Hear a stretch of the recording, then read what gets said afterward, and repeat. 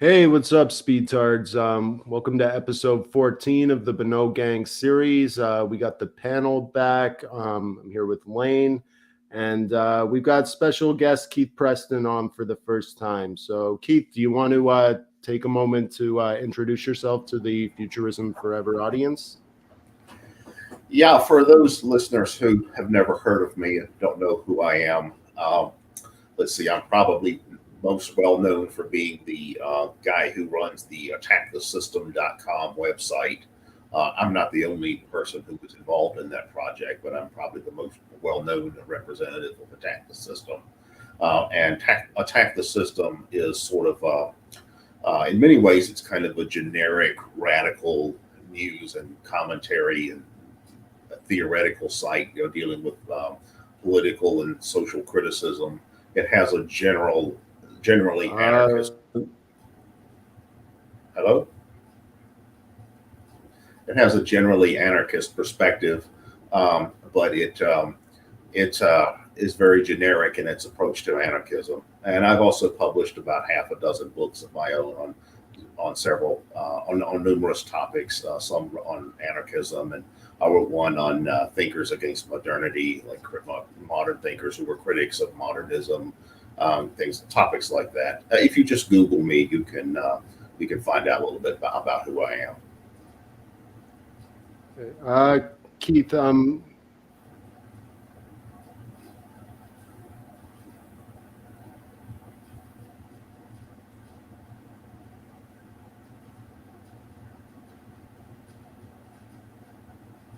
Geo, you're quiet if you're trying to say something.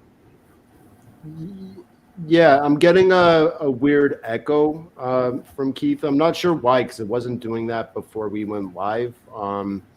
But yeah, maybe a lot of background noise or. Oh, that's odd. I mean, there's nothing else really going on here.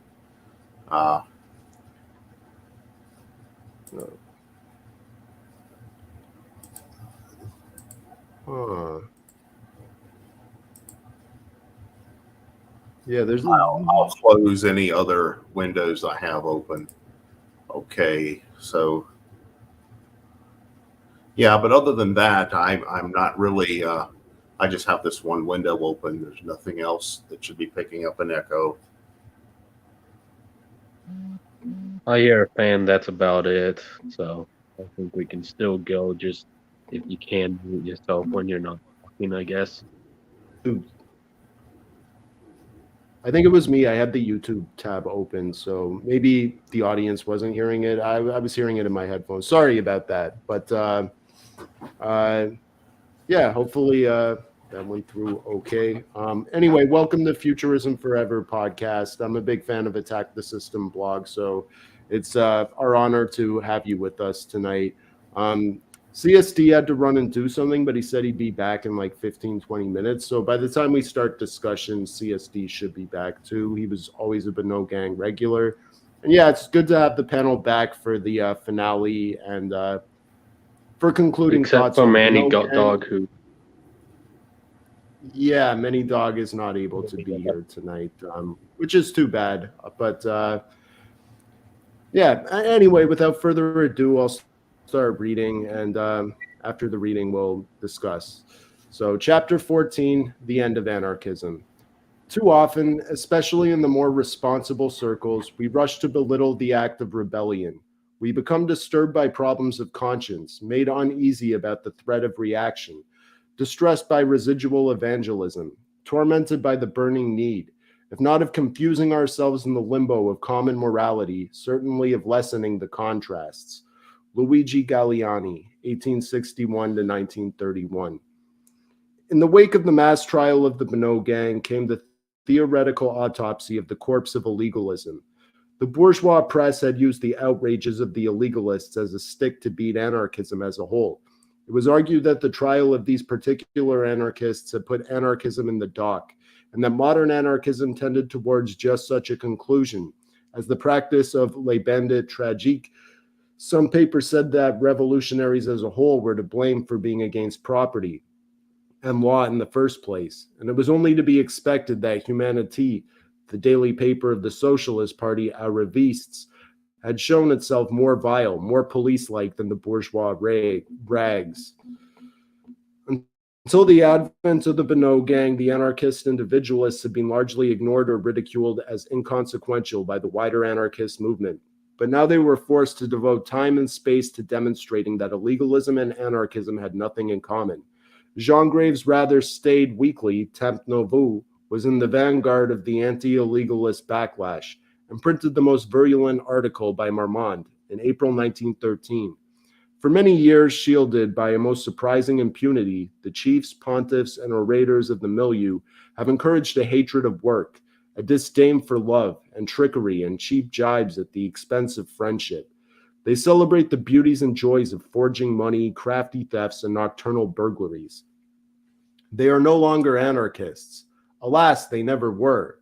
Their lives, full of errors, blunders, and wild gestures, followed by obsessions, humiliations, desperate escapes, spluttering lies, mental torments, and physical discomfort. I pity having at first hated them. Jean Grave modified the position that they were never anarchists by declaring that, at the moment when they committed this act, robbery, they ceased to be anarchists. Such actions have nothing anarchist about them. They are actions which are purely and simply bourgeois. In the words of André Girard, another regular columnist for Temps Nouveaux, they were the ideal of worthy sons of that bourgeoisie for whom the ideal pleasure and luxury was once formulated by Guizot. Enrich yourselves. The same line was pursued by syndicalists such as Alfred Rosmer, V. Orvrier, and Gustave Herve, Bois-Social, who agreed that their actions proceeded from the capitalist mentality, which has at its end the amassing of money and leading a parasitic life. The illegalists were pseudo-anarchists who dishonored the fine anarchist ideal. And as killers of those poor buggers working for 150 francs a month, wrote Herve, they disgust me. Frankly, I prefer Joanne. Whatever the chiefs and pontiffs of the movement thought, the illegalists, as far as they themselves were concerned, thought and acted as anarchists. As for saying that their actions proceeded from a capitalist mentality, surely, if anything, their actions proceeded from the social reality of the unfortunate situation in which they found themselves, their concrete experiences of the bourgeois world. Bonnot might have been wryly referred to by his friends as le bourgeois, but the whole history of his life and death and that of the other illegalists showed that they were proletarians forced to struggle for survival in a hostile world dominated by a ruling class noted for its brutality. To equate working class criminals born into a class which owed nothing but its labor power with unscrupulous bourgeois born into a class which owed everything was arguably a clumsy sleight of hand that conveniently ignored the class question and blotted out the harsh truth of social reality. If the bandits aimed to become bourgeois, surely the same could be said of honest employees working regularly for a wage, most of whom must have dreamt of escaping from a life of relative poverty. But of course, not all workers became bandits. Despite similar experiences of these harsh social realities, for the subjective element was still needed. The anarchist individualist milieu within which the theoretical basis of illegalism had been articulated was perhaps forced into much more soul-searching and reflection than the other anarchists who had come up with the glib all crime is bourgeois theory. Most of the so-called theoreticians of illegalism, in fact, denied that they had ever been such, or claimed to have been grossly misinterpreted. The journal L'Anarchie had never wanted to say that it was advantageous to be a burglar. The illegalist theories had been badly understood, and above all, badly carried out. Armand had attempted to clarify his position in 1912. I wish to assert most strongly that unrestrained illegalism is not the fatal or unavoidable outcome of individualist anarchism. Put into practice on the economic terrain, the individualist anarchist philosophy can lead as a last resort to illegalism, which is itself only one of the forms of alegalism. But the illegalism, which I expounded, did not have as its final end the appropriation of hard cash for the use of the illegalist alone. Mauritius reflected that although illegalism is explainable and justifiable perhaps in theory, in practice isn't it just suicide? Lorelot, the first editor of L'Anarchie to break publicly with the illegalists, wrote the front page farewell article in the week of execution. I wonder if we haven't seen some unintentional, indirect responsibility in these hecatombs, not in preaching illegalism, something which few of us did, may it please our detractors, but in calling to the struggle, to revolt, to life, characters who were morbid or impatient, simplistic or unbalanced. But no, it is the fate of the human word to be sown on varied soils, and for there to arise the most words. The arguments seem to be that most individualist anarchists didn't preach illegalism. But if they did, and only as a theoretical justification, the apparent consequences were due to personality disorders, misunderstood theories, unforeseen consequences, and bad practice. Yet even the liberal sociologist M.L. Michon found that the young illegalists, rather than being unbalanced, were intelligent, thoughtful, and articulate. If they had misunderstood the theory or badly practiced it, this really begged the question, what was the correct theory and the correct practice? Naturally, unforeseen consequences was the problem with all theories, and Lorelot's rather philosophical conclusion that it was the fate of the human word to be sown on varied soils meant that it was always possible to abnegate all responsibility if one's theories didn't turn out as one wished. Viktor Kovalchich was the one who suffered most for his propaganda. But was he no more than an unwilling victim forced to succumb to peer group pressure and eulogize the bandits because he knew them to be his old comrades? Given that he had already sung the praises of Sokolov and the Sydney Street revolutionaries, it seemed that he simply wanted to make a name for himself later in the milieu. He had got away with some quite outrageous statements in revolt, but the French authorities were not as lenient as the Belgians. He, Lionel, Lanoff, and Forçade all ended up in prison. Victor perhaps thought that as he had never practiced illegalism, he would get away with it, and so desperately sought to show that a gulf separated the intellectual from the illegalist. Indeed, it was for this very reason that he and the illegalists had parted company. Naturally, Victor was angry at being judged for what others had done, but unfortunately his bitterness at the whole affair, the execution of Raymond, his oldest friend, the suicide of Edward, the deaths of Andre and Renee, and the separation from Rirette, his lover, colored his judgment, so that his later interpretation of events was twisted into a harsh condemnation of his former comrades. Thus, with only a few exceptions, the entire anarchist movement came out against illegalism. Lionel, however, tried to go back to basics and question the primacy imparted by many anarchists to the collectivity at the expense of the individual. The anarchist is in a state of legitimate defense against society. Hardly is he born than the latter crashes him under a weight of laws, which are not of his doing, having been made before him, without him, and against him. Capital imposes on him two attitudes, to be a slave or to be a rebel. And when, after reflection, he chooses rebellion, preferring to die proudly, facing the enemy, instead of dying slowly of tuberculosis, deprivation, and poverty, do you dare to repudiate him? Besides, the revolution that you preach, isn't it the collective rebellion, the collective crime? And this crime that you've justified in so many admirable theories, why do you reject it when it is individual? If the workers have logically the right to take back, even by force, the wealth that is stolen from them, and to defend even crime, the life that some want to tear away from them, then the isolated individual must have the same rights. This was what separated the individualist anarchists from the rest. They denied the primacy of the collectivity. It was this question that was at the heart of much of the copious theorizing and moralizing. For instance, the moral commandment, thou shalt not kill, is upheld theoretically by both anarchism and capitalism. The latter, society, is nominally against killing, yet has laws with the death penalty for murder, allows its agents to kill in certain circumstances, and socially organizes death through the enforced conditions of existence of the working class. And all this is done in the name of the collectivity, society as a whole. And at the same time, anarchists believe that it is wrong to kill, except in specific situations.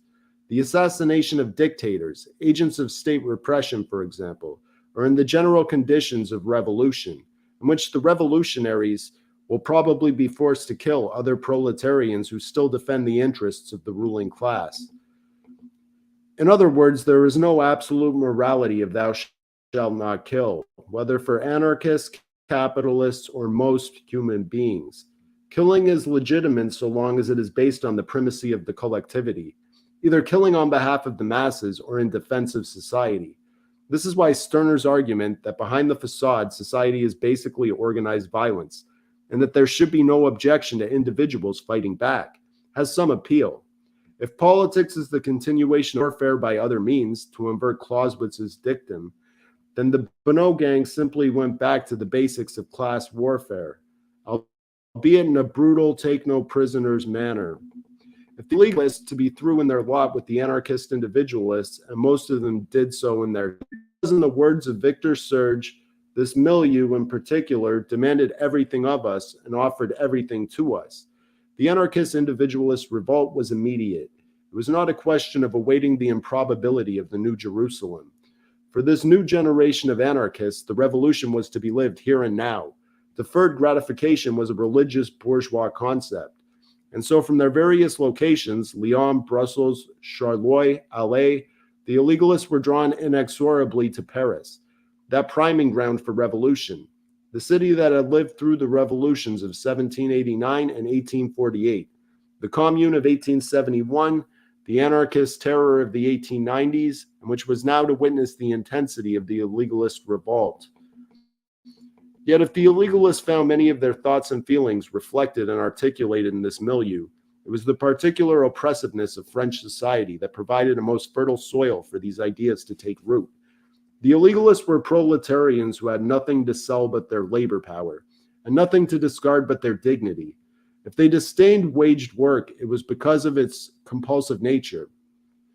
If they turned to illegality, it was due to the fact that honest toil only benefited the employers, and often entailed a complete loss of dignity, while any complaints resulted in the sack. To avoid starvation through lack of work, it was necessary to beg or steal. And to avoid conscription into the army, many of them had to go on the run. Bonnot's life history, 10 years longer than most of the others, was a classic story of an ordinary working-class lad who, after the normal youthful escapades, wanted to settle down into a decent job, get married, and have a family. He was frustrated not just by bad luck, but by his inability to wield any power over his own conditions of existence.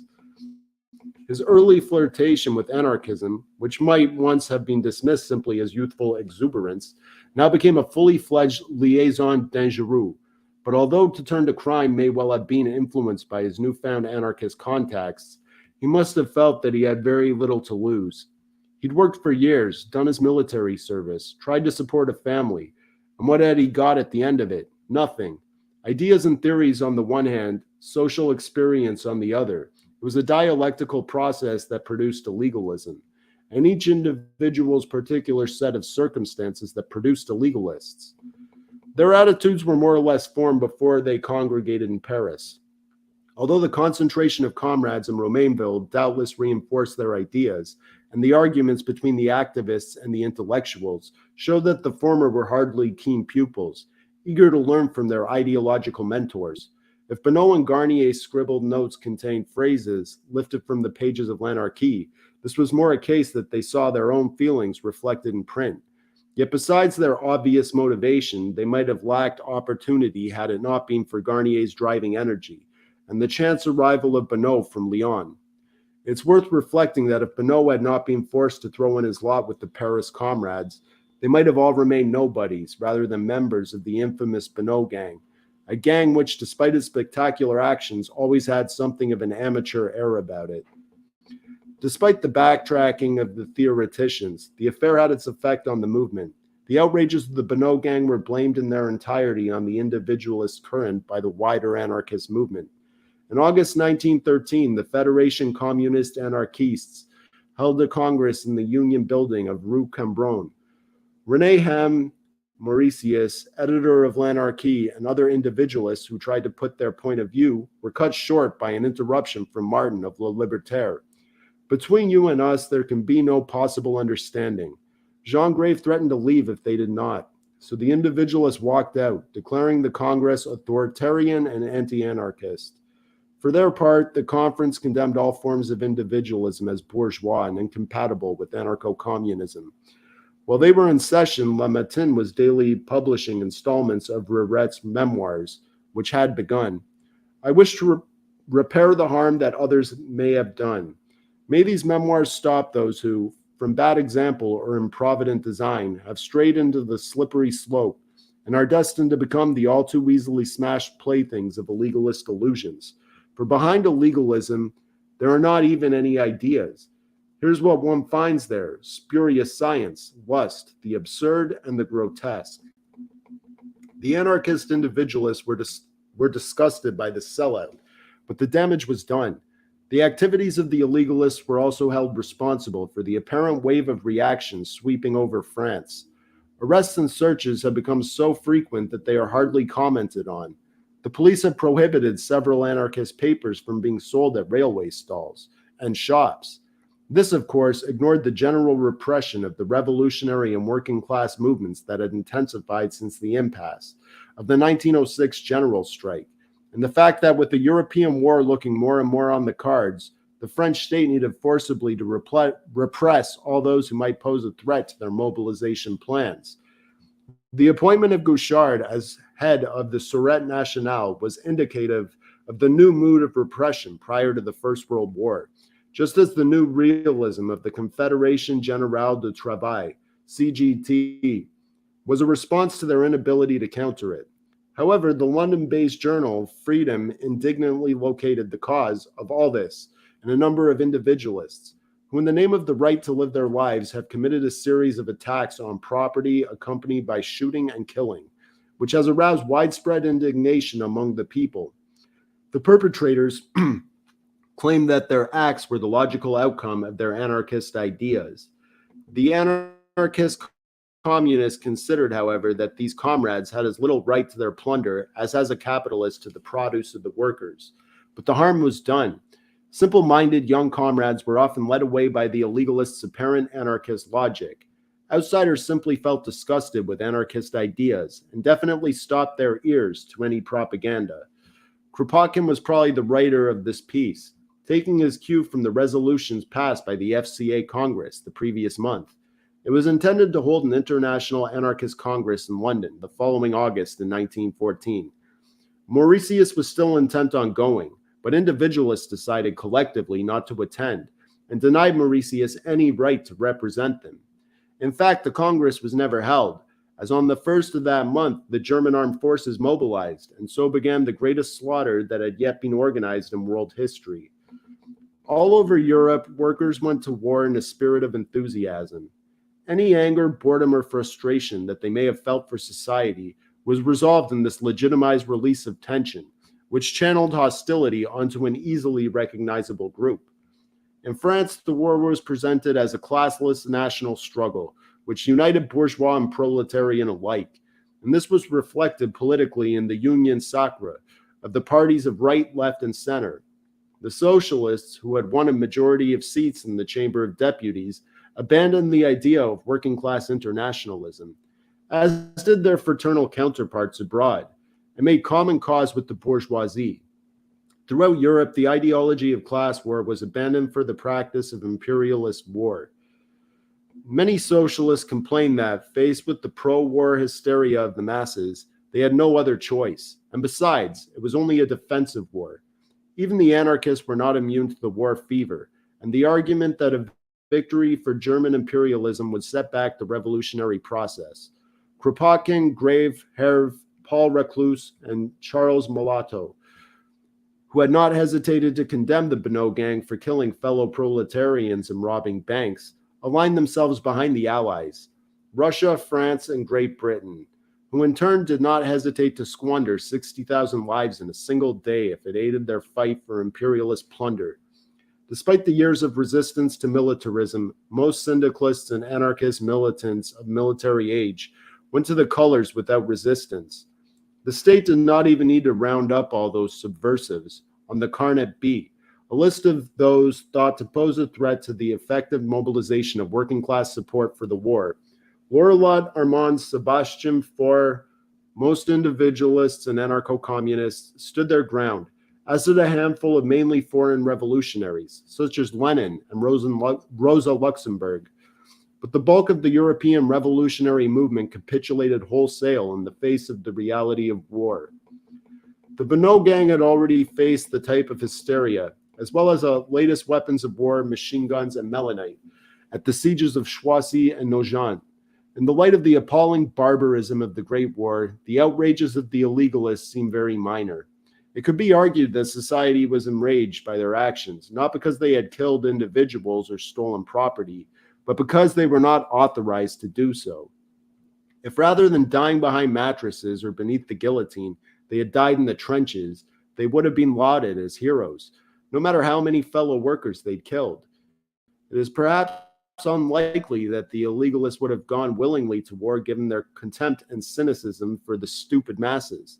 If they had gone underground to escape conscription in peacetime, they were hardly likely to join up now as slaves in uniform, killing other workers on orders from their officers. The illegalist revolt was fought without illusions as a negation of the state and society, and an illegalist revolt was fought without and an affirmation of the self, realized through a duel to the death with the agents of the former. Unfortunately, living their lives meant, in a topsy-turvy world, doing so at the expense of others. But they were no more trapped within the logic of capital than the rest of the population. After all, even the creative side of the revolution, those working in unions, cooperatives, soup kitchens, collectives, in campaigns and for newspapers, etc., were forced to some extent to compromise with the ruling order of things. The economic variant of compromise being syndicalism, the political one, socialism. If the illegalists felt that they could only assert themselves through violence, they still needed to make use of the latest technology, such as automatic firearms and fast cars, to give them, albeit briefly, an edge over the forces of the state. They even provided themselves with potassium cyanide to give them power over their manner of death. They remained defiant to the end. In court, they refused to admit to their crimes, preferring to spin out the game until the last possible moment. We admit nothing. We dare you to prove it. The tragedy of the gang lay in the fact that while people identified to some extent with their revolt, the ultimate outcome was known in advance, that they would kill and be killed. Yet despite the attempts of the bourgeois, socialist and anarchist press to deprecate illegalism, the Bonnot gang became popular working-class heroes, and probably the most well-known anarchists ever in France. Some historians have seen in illegalism a reaction to the downturn in class struggle after the defeats of 1908 and 1910, just as the anarchist terrorism of the 1890s can be considered a prelude to an upturn. This would dovetail neatly with the scheme that anarchists rushed into the syndicates and Bourse de Travail in 1894, but finally became disenchanted with the CGT's reformism after 1910 and drifted away into more marginal activities. But there was never any simple advance from anarcho-communism to anarcho-syndicalism, or turn from illegal methods to open ones. Various currents and tactics of anarchism existed side by side throughout the period. Anarchists were always closely associated with working-class struggle and played an important role in the creation of class organizations in the 1870s and 80s. They did not suddenly enter into these organizations as a response to the wicked laws of 1894. The class struggle itself, of course, took various forms, and criminal activity could be a part of it. Sometimes class conscious, sometimes not. The illegalists wedded together the natural criminality resulting from one's socioeconomic position as a member of the exploited class, with the theoretical affirmation of illegality valorized by anarchists.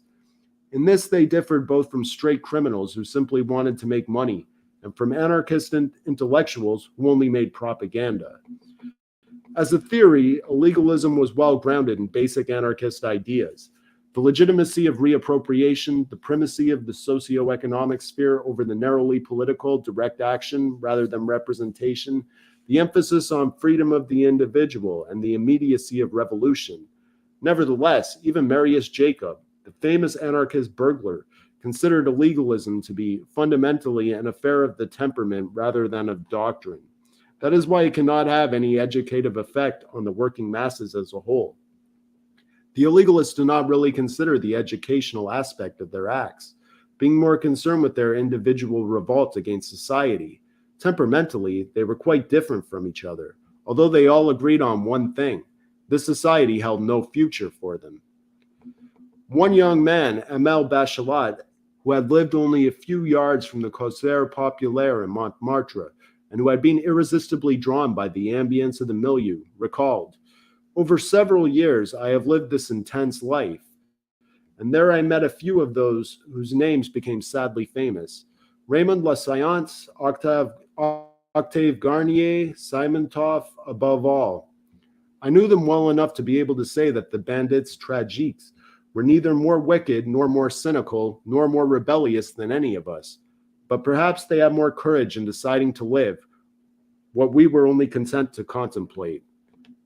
All right, so that's the conclusion of the book. There is an epilogue, which I'll get into after, but what are your guys' thoughts? A lot was said there, so just broad over thoughts.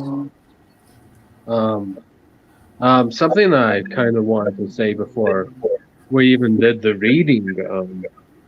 So I've made a note to say this, but Edward Berth's criticism of anarchism is a straw man version of anarchism, but it's interesting. He views Stirner as an anarchist, but not Proudhon. In fact, he tries to argue that Proudhon isn't an anarchist. That's the odd thing is though is that came out 4 years before the events of the Beyond Gang ever took place. Yeah. And I don't know, it's like he's directly responding to these guys before they even did their acts. Yeah, but I'm just talking about how it sort of started to take over the idea of what an anarchist is. Yeah. Well, as long as there have been anarchists, there have been disputes over who was a true anarchist. And that's obviously true now, but it was true back then as well.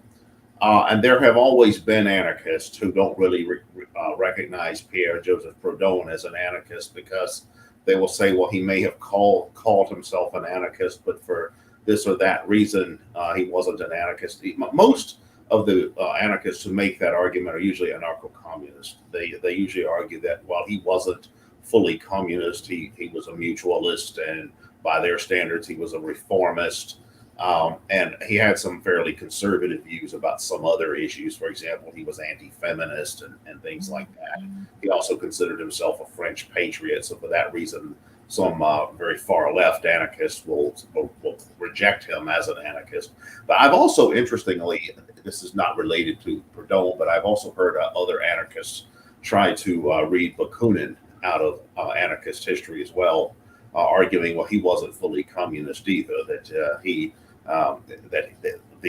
they'll say that Kropotkin is really the first major anarchist theorist for that reason. I would say Proudhon Kropotkin gave the best definition of anarchism out of all of them. But yeah, if you really dig, you can find like Bakunin quotes saying like anti-Semitic things or racist things, and like that doesn't go over well with like modern anarchism. So a lot of people like just choose to either ignore it or like they disavow it. And then the same with Proudhon, I think it should just be kind of ignored, although it was a part of their character. Yeah, it was kind of like just the cultural attitudes of the time. So yeah, it shouldn't be looked at as the main thing of their writings or thoughts either. No, I wouldn't throw the baby out with the bathwater as far as that goes, personally. Well, not even they. Well, like Bakunin's critique of Marx, he still cites Marx at times and views Das Kapital as a good work. But like, doesn't Kropotkin do the same thing? Yeah, Kropotkin does the same thing, but it's more interesting when Bakunin does it, because Bakunin hated Marx. He viewed Marx as like this German national who wanted to kill Slav.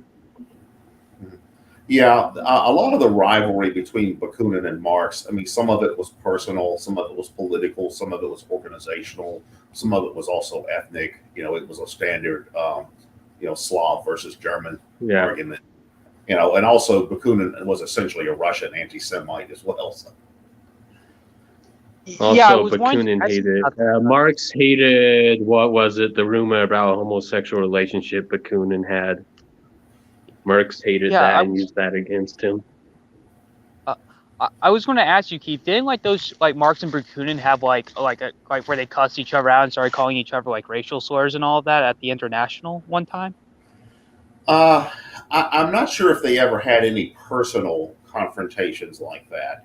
You could find things that sort of lean in that direction in their correspondence and their criticisms of each other in their general writings.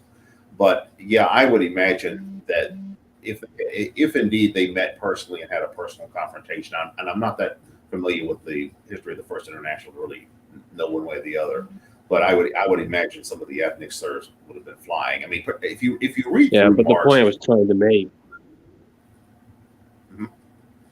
The point I was trying to make, Bakunin didn't dismiss Marx because he was a Jew. He still cited, still viewed Das Kapital as a great work. yeah, well, anti-Semitism as it was at that time wasn't the Nazi type of anti-Semitism where they viewed Jews as kind of Asiatic subspecies that's genetically defective or something. It was more of a cultural anti-Semitism. Jews It's were viewed not, as two people with two different mentalities, pretty much. The Jews have their own mentality and ways of doing things. That's inherently Jewish. And then the Slavs would have their own, but Marx is also German, and so Bakunin uses that against him. And so the conflicts between Germanics and Slavs. Yeah, and then you find in Marx's correspondence, you find a racial slurs all through there. I mean, directed at his son-in-law, who was something like 1/8 black or something like that. And although Marx was part of his heritage was Jewish, he had a lot of nasty things to say about Jews as well. Mm-hmm. Yeah, he published like a full like article on the Jewish question at one point, and I remember his book on the revolution in 1848. He did like make a few remarks about Jews in there during the middle of it. I forget like the exact details of that though, since it's been some time since I've read it. Well, virtually all intellectuals and writers who lived at that time period would be considered conservative or reactionary or whatever by contemporary standards. I mean, there's not many writers or thinkers from that time period you can dig through and say, yeah, they meet the 2022 version. They meet our modern SJW standards. Right, exactly. Yeah. Not be racist enough. I mean, not be racist enough, not be PC enough.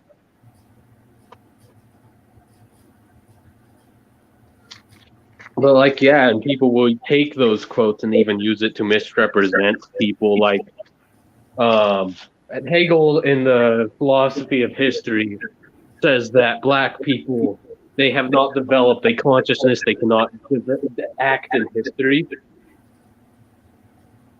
Well, that's Marx as well. And some people take that to say Hegel was a racialist, but Hegel stood against the racialist in his time, and he was pro-Jewish emancipation. Yeah, well, Marx, that was an idea Marx took from Hegel. Marx and Engels once referred to indigenous people as non-historical peoples, meaning they're not active in terms of shaping history. They are, an anachronism. And there's this idea, they're often accused of advocating genocide because of the things they said, but I don't think that's really what they meant. I think that what they meant was that, well, the people that they consider non-historical would fade from history because they would just be overshadowed and eclipsed through civilizational evolution. I think that's what that's intended to mean. Yeah. If we are to get back on the writing, like the subject, I can see why a lot of the anarcho-syndicalists were upset at the illegalists, because in the end, what the illegalists did ended up making the state and the media crack down on all the other anarchists and ended up defaming the rest of the anarchists. And I think we can draw that parallel with many other groups today. Like I think the best example would be like white nationalism. Well, you can take it back to the example I used of Edward Burke's essay against anarchism. It opens with the first thing that must be destroyed is the state. He would ultimately be sympathetic to anarchism. He views Proudhon as a great theoretician, but then he creates a straw man of anarchism and attacks that. Whereas Sorel was more friendly towards anarchism. But what I'm trying to get at here is that, like, a lot of the activities that the illegalists did ended up derailing most of the anarchist movement and probably did set them back for some time period in France. Yeah, to respond to what CSD was saying, like a lot of like anarchist newspapers that like had no affiliation with like individualist anarchism or illegalism were starting to get cracked down on because the state didn't really like differentiate. They're all just anarchists, they're troublemakers. They're using it as an opportunity to crack down on all different kinds of dissidents who like oftentimes don't even like condone in these kind of acts. Like the Bonnot gangs running around robbing banks, stealing cars, killing people, like bringing all kinds of negative attention and heat onto them. They're just trying to organize workers. Like, why the fuck should we get bad optics. Yeah, like, and it's like when like a modern white nationalist commits a mass shooting, then all these other people who aren't white nationalists in the dissident right or dissident sphere in general get like their blogs or YouTube channels shut down, and they have to go find some other alternative where they get less views and less everything else. Like, you know, and sometimes like Dylan people's Roof books or what's his name, the New Zealand Christchurch guy, like decide to like kill a bunch of unarmed people in their place of worship, and then they can like, you know, just label everybody in a certain way. And like it can be harmful. Though I do think, you know, it's not exactly the same. Like robbing banks isn't the same thing as like killing unarmed people in like their place of worship, which I think is morally repugnant. I think like the Bonnot gang were taking from the rich is much more respectable than killing a bunch of people. Yeah. There are parallels to be made, but I would say it's a different act personally. But I get their perspective that they're being like, they're attracting a lot of negative attention to the anarchist movement as a whole. And, you know, because they're individualists, like how much do they care about like the greater movement or whatever, you know, and like, are they being selfish or, you know, from the perspective of like anarcho-syndicalists, yeah, they kind of are. You know, this doesn't have anything to do with the workers. Egoist and individualist are kind of opposed to anarchism. Yeah. Do you want to talk about that a little bit? Because it is an important theme of this chapter. Yeah, so like anarchism proper, traditional anarchism is this very communitarian oriented and this very moralistic view, whereas egoism, it's nihilistic and self-centered. Yeah, well, Nietzsche actually referred to the anarchists as Christians without a Christ. I don't know if he quite phrased it that way, but that's what he meant. Not just the anarchists, but also the socialists. Like Nietzsche considered the left, the political left generally, to be a continuation of Christian morality. Which he had called, of course, slave morality, which is the idea, well, you identify with the oppressed, the downtrodden, and that kind of thing, as opposed to identifying with the powerful. And that's a powerful strand within historic anarchism, to be sure. And that nihilism or egoism, as one of you were saying, sets that on its head. You know, really, we were talking about this before the show began, I believe, but egoism doesn't really imply any one political philosophy. It just simply means you look out for number one, essentially, is what it means. So that would all be relative to your own context, whatever kind of society you're in, whatever historical time period you're in, whatever cultural or social group you come from. You could really be anything and be an egoist as long as you're pursuing what you see as your own rational self-interest. I mean, you could be in the Gestapo and be an egoist.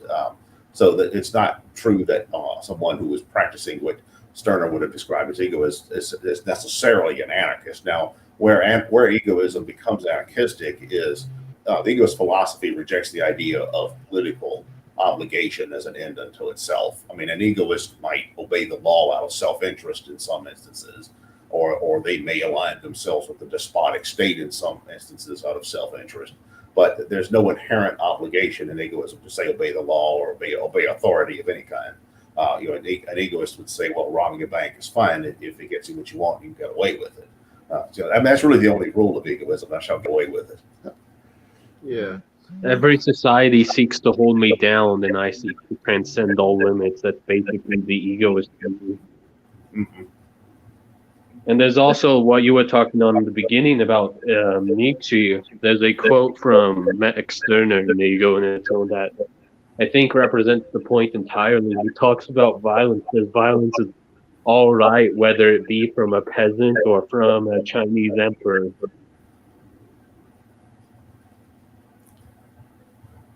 Yeah, because Stirner's philosophy, to a large degree, is the stereotype of what people think of social Darwinism as being. Now, I think social Darwinism isn't a real thing. I mean, the thinkers that are often labeled as social Darwinists, a lot of them weren't even Darwinists. A lot of them didn't even believe in natural selection. A lot of them held to the Herbert Spencer was like, what was the rivaling theory against Darwinism? I forgot. Lamarckism. Yeah, Herbert Spencer was a an evolutionist. And natural selection didn't become prevalent in the sciences until the early 20th century, and these were all 19th century thinkers. The eugenicists, the same thing. And Herbert Spencer was communally oriented too. The only reference he has to like social Darwinism is a quote. Well, he's thought of as a social Darwinist because he had this idea that human societies evolve over time. He also thought that civilization was the product of evolution. Well, over time, people learn to be more civilized. They don't do human sacrifice anymore, things like that. Mm-hmm. That's what social Darwinism was from Spencer's perspective. The idea of social Darwinism is really best set out in like might is right, and it's in there, and like it's most meme form. Yes. Yeah, thoughts on Ragnar Redbeard's book "Might is Right"? Since you brought it up, I think it makes cool metal lyrics. If you think of it as anything else, you're dumb. Yeah, it's just like I read it, and like I was not very impressed. In all honesty, like I don't know. There is some truth to it. I mean, might does dictate what is right, but like you really should have more informing your action. I disagree with that. Yeah, like I don't mean to moral fag or whatever, pardon my French, but yeah, I mean, like there are certain people who like really stand by that book, and like the end justifies the means. I think that like it is kind of relevant to the question of illegalism. And like, yeah, like is stealing really wrong? Like the state steals from us every day. Author Desmond Ragnar Redbeard actually put out a selection of quotes from Stirner. Did he?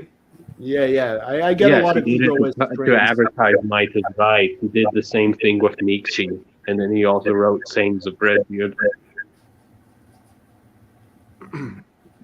Well, Ragnar Redbeard is sort of a watered down, popular level version of some of these ideas. I mean, he was a forerunner to someone like Ton LaVey or something like that. It's I mean, if you're really interested in kind of exploring the amoralist or immoralist view of ethics or whatever, I mean, there's a lot more serious thinkers than that. It would be better to look at like Nietzsche or Stirner.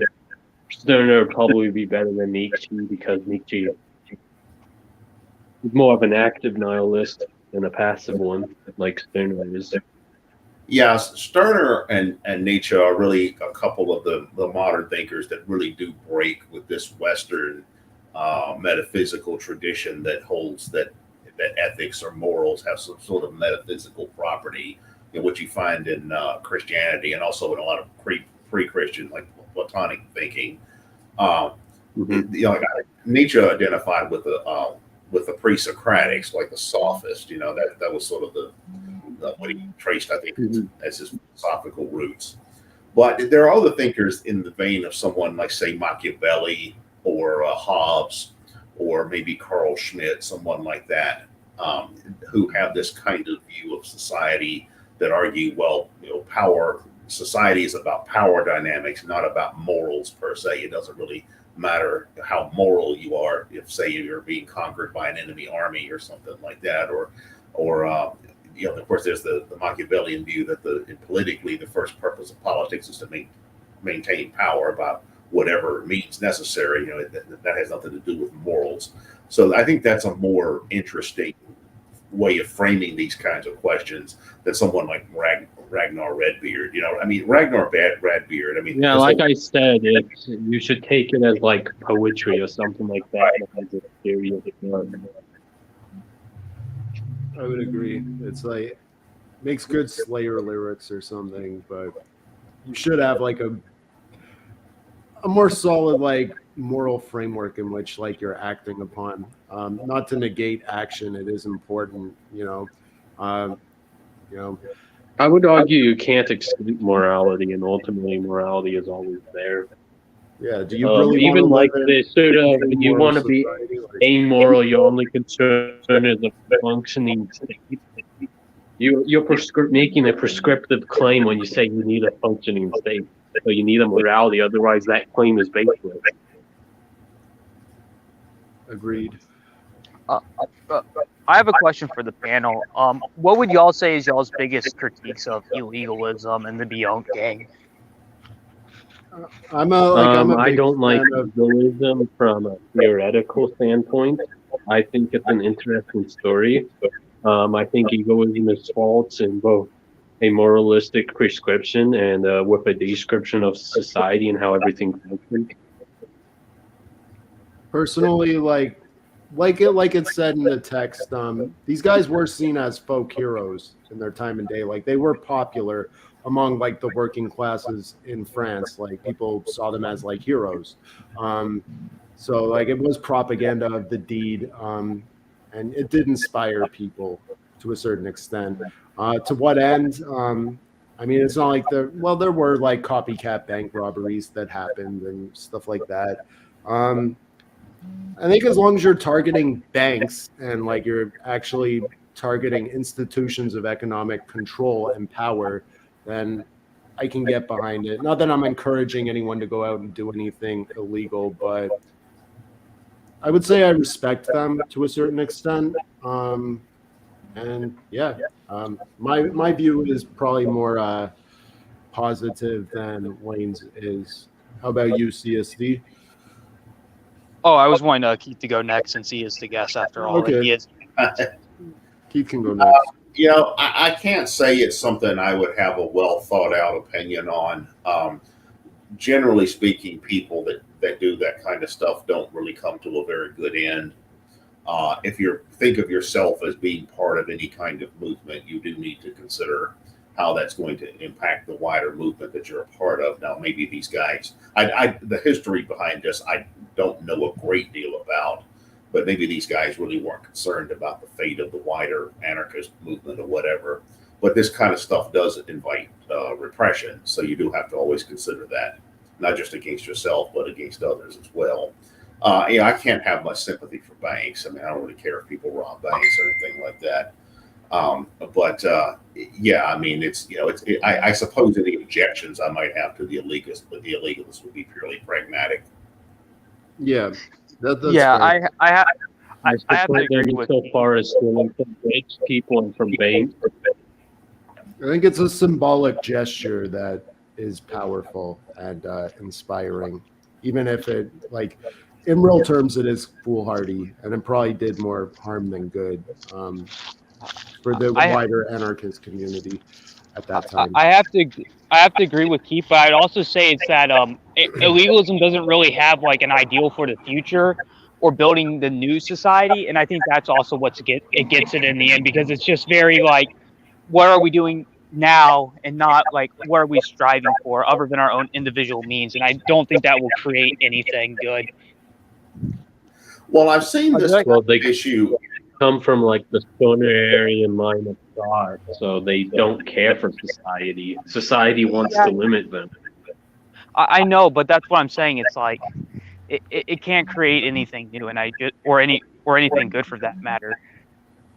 I've seen this before. In anarchist circles, in modern anarchist circles. I know when I first became interested in anarchism, there were a lot of people who were called lifestyle anarchists. And yeah, I used to be a post-left anarchist.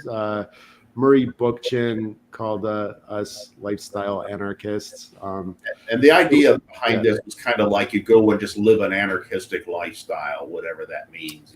Like you do dumpster diving, or I mean, there's all. I guess there could be any number of variations of this. But I mean, while I wasn't against that, if that's what people wanted to do, I also kind of looked at it like, yeah, but it's not going to overthrow the state, or it's not going to change any kind of institutional structures. It's just going to be you doing your own thing. Now, I think that some lifestyle anarchists had a theory, well, if enough people start doing this, it's sort of like withdrawal from the wider society. It's kind of like who was the Renaissance philosopher? It was Etienne de la Bataille, I believe. The idea of withdrawing consent, like you make institutions fall because they just lose their legitimacy because people just no longer recognize their legitimacy anymore. So I suppose there's some rationality behind that, but I was always skeptical of that. Yeah, if you can convince enough people to do it, great. But like, I don't think you're going to convince enough people just to live a G.T. Allen kind of life. Yeah. How I see it is like when you tear down an institution, you have to build one back up, or the old one's going to come back, or something else will take yours and the old system's place. We actually have a question from John Howard, which I want to address.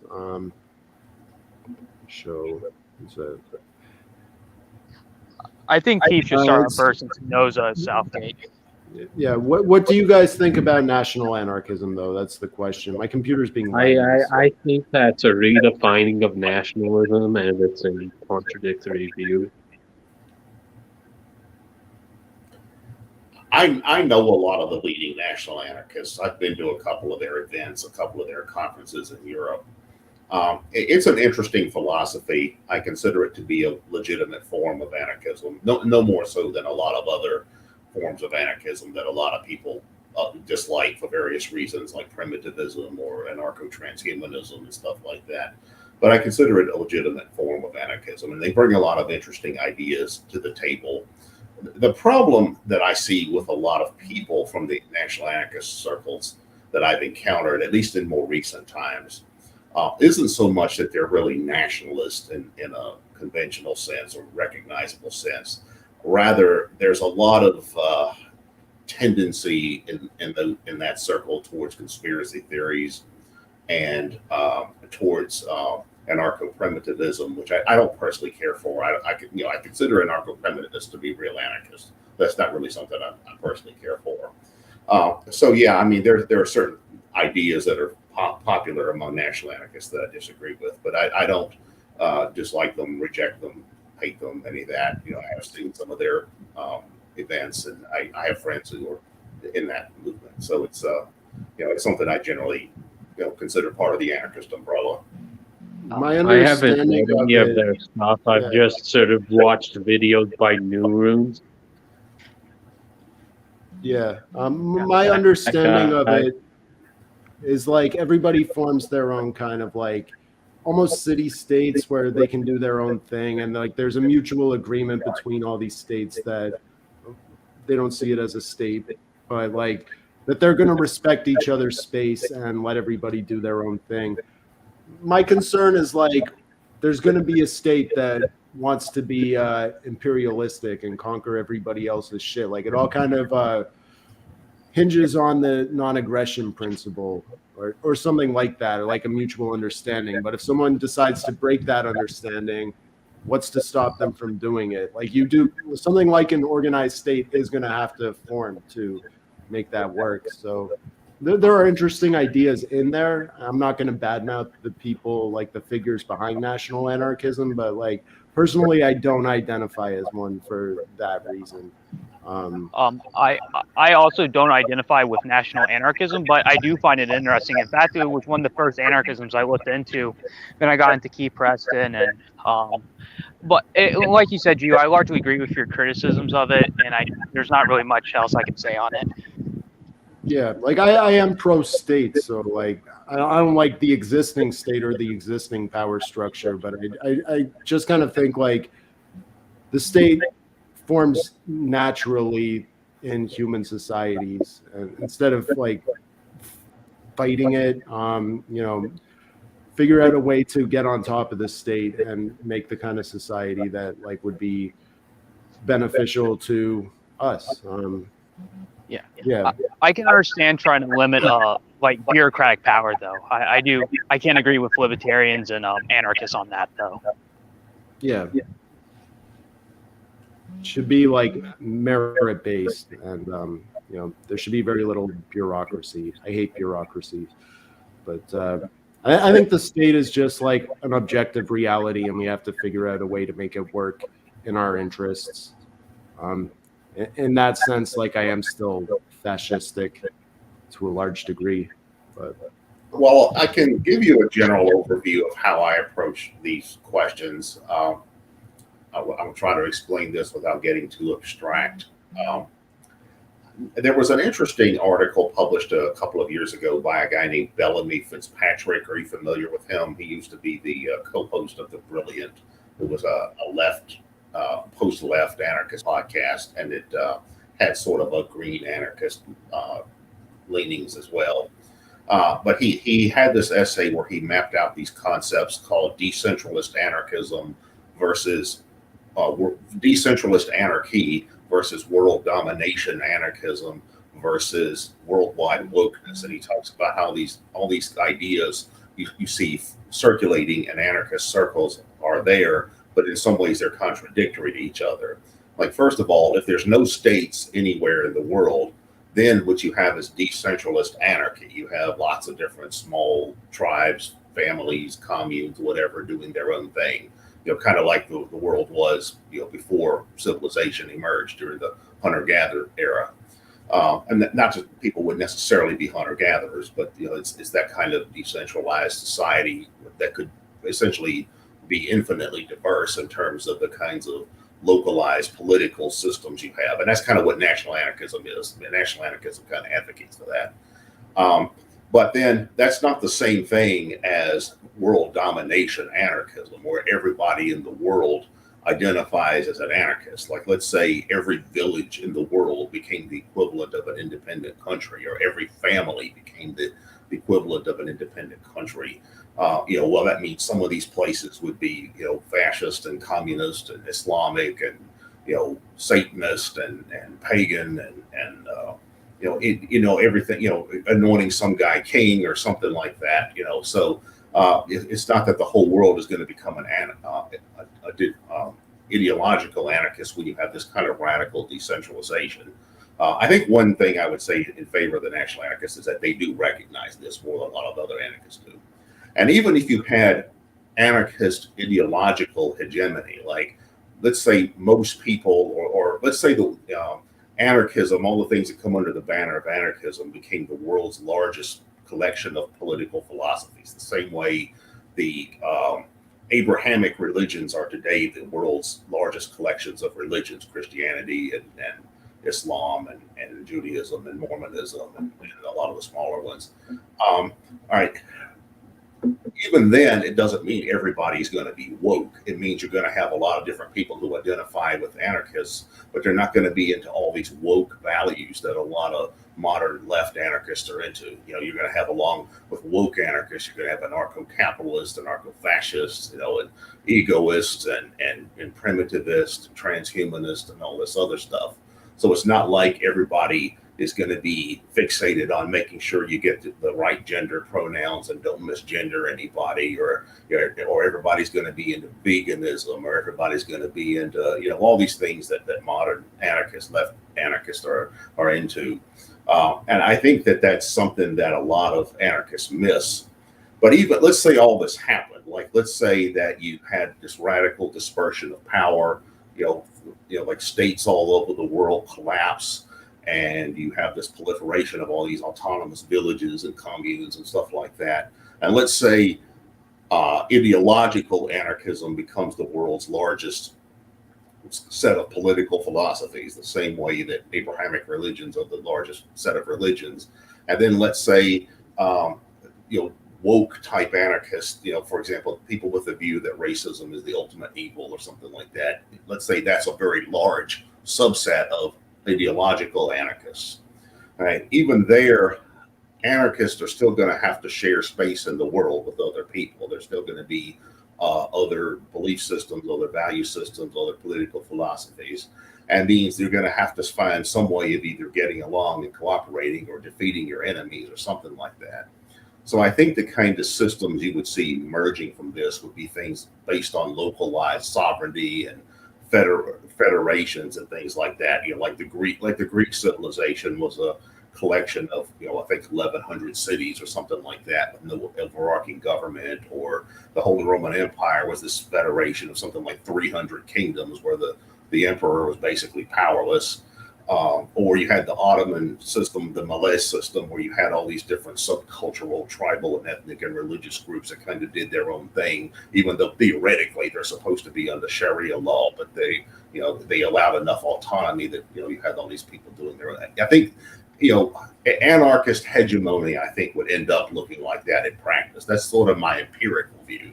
Based on, empirically speaking, that's probably what you would get if these kinds of ideas became this large and influential. Yeah, that's a good point. In the absence of a state like you'll have something like ancient Greece, where you have like the polis system, where there's a lot more like control over the city state, for lack of a better term. CSD, you were saying something? Hold on. Yeah, I was saying something. I was going to say, and probably most of these, anarchists, communes and or city states or villages or whatever, will probably still have their own militias, which Keith has talked about in the past in some of his books, particularly the failures of anarchism.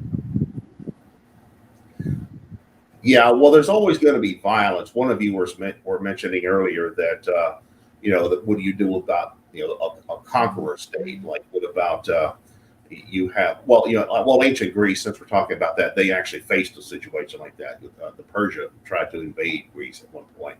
The Greek cities were generally successful at fighting them off, but they did face that kind of a threat. So there's always going to be violent conquerors you're going to have to fend off in many instances. Now, there are some anarchists this idea that, humanity is going to evolve to the point where people are no longer inclined to be violent or whatever, which, I'll believe that when I see it. But but until you get there, there's going to always be, violent conquerors you're going to have to fend off in some particular way, and at least in certain circumstances.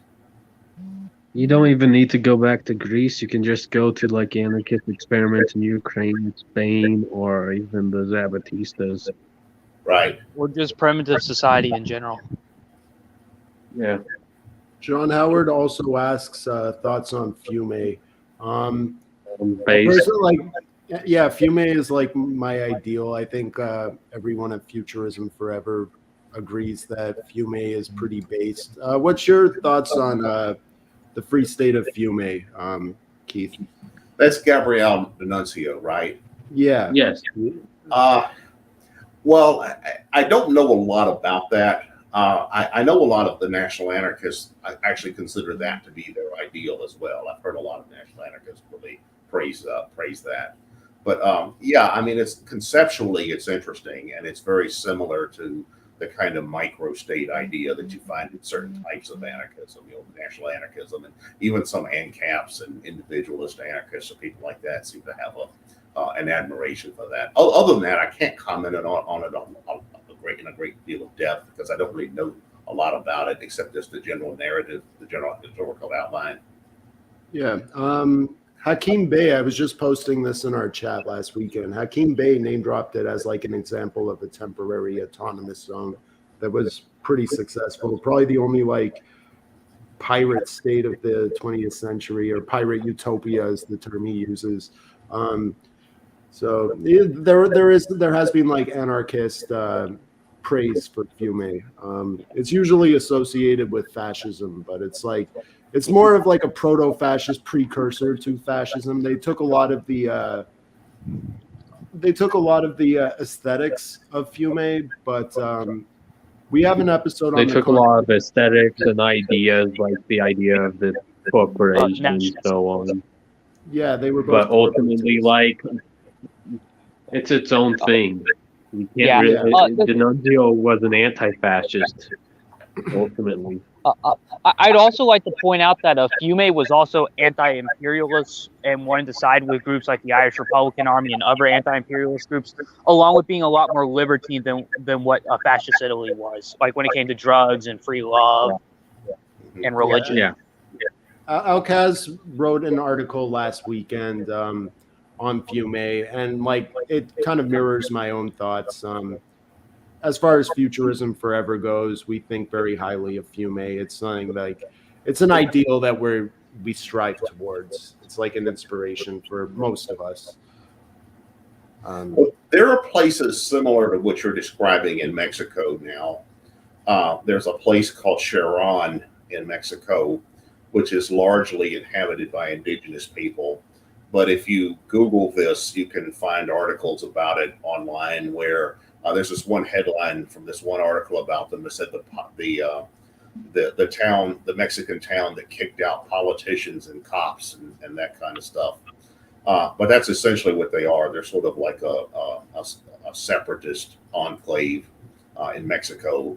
Mostly indigenous people live there. They kicked out all the Mexican political parties. They expelled the police. They expelled the cartels, the drug cartels, and things like that. They're not the Zapatistas. They're not the same thing as that. They're a somewhat similar group, I suppose. Okay, yeah, I've heard that mentioned in passing, but I haven't read into it too much. I should get on that. But yeah, any final thoughts on the text itself? Back to the. I think we pretty much covered it. Like nothing comes to mind that I want to ask. Does anyone have final thoughts they want to share before I read the epilogue and then we wrap up? Okay, so I'll read the epilogue quick. Epilogue. Saudi, Kalaman, and Monnier were not the last of the victims in this story. Eli Monnier's lover, the 17-year-old shop assistant, Marie Bess, never recovered from the shock of his execution and passed away 2 months later. Antoine Gauzy, released from prison on July 8, 1913, after a vociferous press campaign supporting his innocence, was shot 3 times in the stomach by a former detective of the Surete and died immediately. Judith Thalon, her husband, and Henry Petit-Damage had been convicted in Lyon in 1912 of receiving stolen goods. But whereas the 2 men got 1 year each, Judith was sentenced to no less than 4 years. In revenge for the fact that not only had she been Bonnot's lover, but she had refused to disown him in the course of the trial, she died in prison.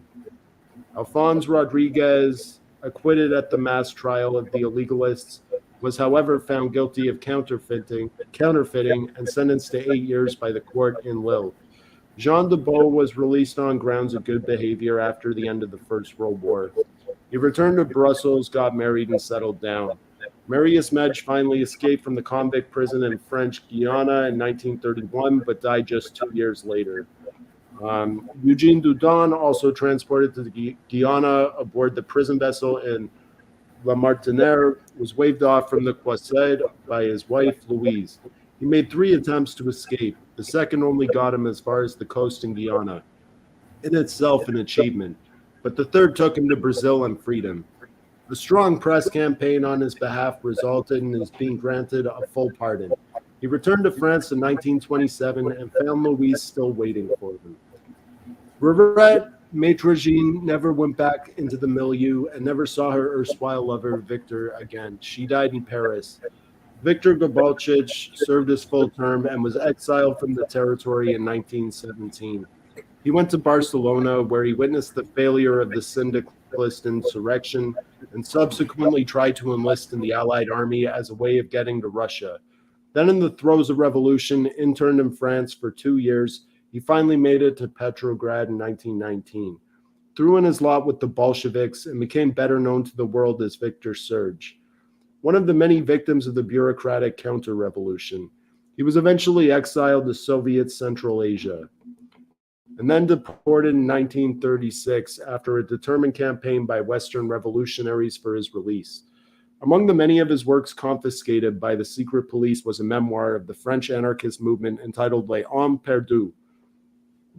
Victor was one of the very few celebrated revolutionaries to have escaped the terror of the communist Thermidor. He died in Mexico in 1947. Finally, Lieutenant Lafontaine, the hero of the siege of Choisy-le-Bois, was promoted to the rank of captain and died fighting for his country in World War I. So that concludes the Bonnot Gang series. Thanks for everyone who stuck with it through all 14 episodes. I hope you guys enjoyed it. I hope you learned something. The next series, we're going to go through chapter by chapter, will be Visions of Excess by Georges Bataille.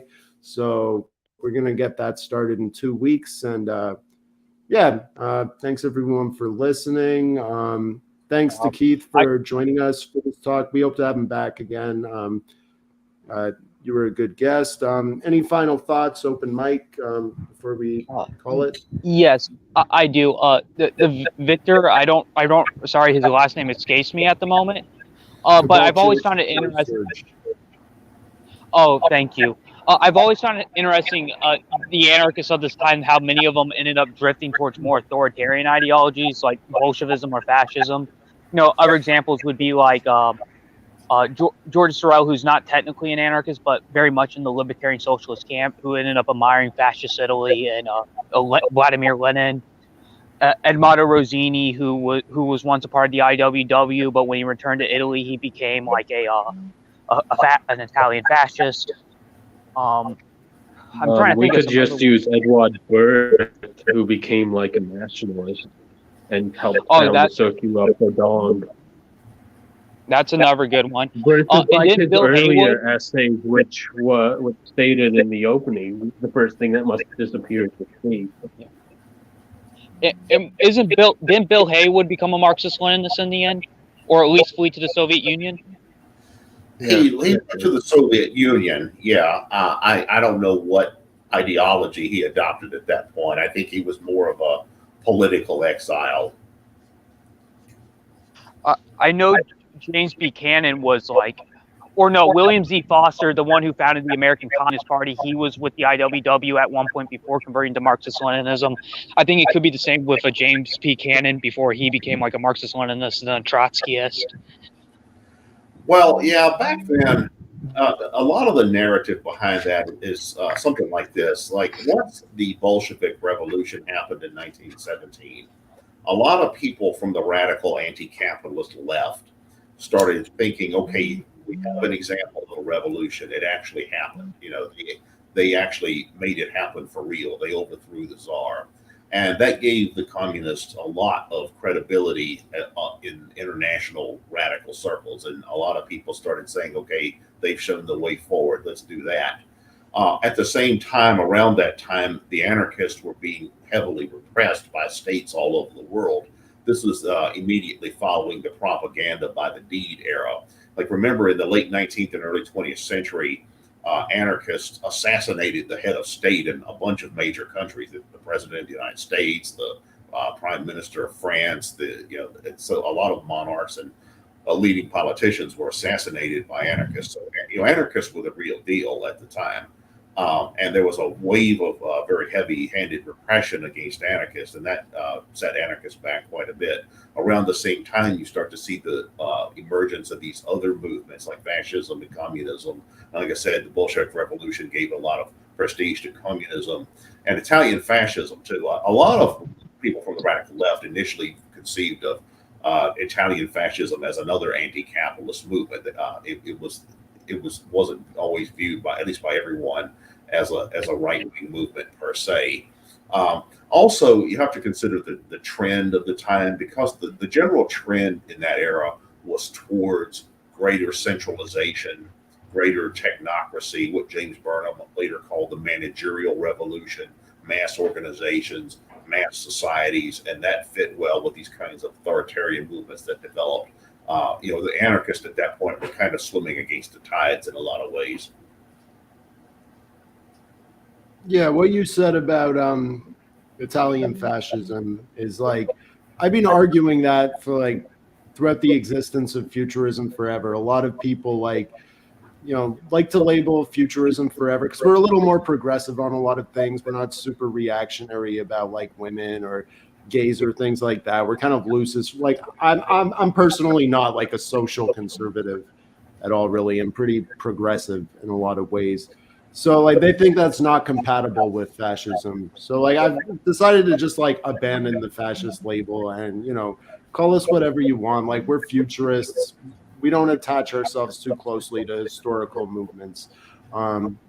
But yeah, initially it was not seen as like a right-wing movement, and it was very progressive for its time and day in comparison to a lot of like liberal states at the time. So, are you familiar with Stan Payne, Dr. Stanley Payne? Yeah, he wrote a history. I know who he is. A lot of people have uploaded his books to my channel. Yeah, in my opinion, he is the best historian of classical fascism. I think he really gets to the gist of what historic fascism was more than most other writers on fascism. Paul Gottfried is pretty good too. Paul Gottfried's work on historic fascism is pretty good. But I think Stan Payne really gets to the real nitty gritty of what the indispensable features of fascism were, the contextual framework in which it developed, how it overlaps with or compares to other movements. There's this tendency now among a lot of leftists to define fascism as just basically anything right wing, or it's or not even that, anything authoritarian or anything they don't like. And that's a long-standing tradition on the left, and that's not new either. But fascism proper isn't really any of that. It's I think it's problematic to really claim fascism is from the left, but it's not anything that's associated with the traditional right either. It's I guess you could say it's a type of third position, but it's also, because it's modernist. It's anti-bourgeois. It's anti-capitalist, but it's also modernist. But I guess it's a revolutionary right as opposed to a conservative right or a traditionalist right. Yeah, I think. I would argue it's ultimately a left-wing movement that made a lot of compromises and ultimately wasn't left-wing and revolutionary enough, so it failed. Well, the Italian Social Republic that came later, that was ventured a little further leftward. A lot of mistakes that were made, compromises that were made at first, what made it a social republic. But even then, the Social Republic was just a German puppet state. Yeah. If it's a Germanic puppet state on Italian soil, it's not like fascism proper. At least there were all kinds of mistakes made with the historic movement. I'd rather promote something that's like closer to the very early years of the movement, which was closer to the left, because I still consider myself like more of a leftist than a right winger, especially on social issues, also economic ones too, though. But yeah, Well, also, I think the theory of fascism is kind of baseless because it's like built off a relativism and subjectivism. Yeah, I could say like fascism could go in numerous directions, and it probably could have if it like did not join World War II or the Axis powers. It could have went more revolutionary. It could have went more conservative. You name it. yeah, who It just knows? depended on which faction came out on top in the end. Mussolini was very much a pragmatist, and he said and did what would benefit him in the here and now, given the circumstances. So, like, yeah, it didn't like you can find all kinds of quotes of him contradicting it himself. Like, it lacks consistency or like a really solid framework. Which And it's kind of like I think you're right that if Mussolini had not gone down in history as having been associated with Hitler, I think he would be viewed much differently by history. I think he would probably be viewed more in the same way as someone like, say, Gaddafi, more in that vein, sort of a Mediterranean revolutionary nationalist with an ideology that's not really within the standard left-right, Western, almost Atlanticist dichotomy.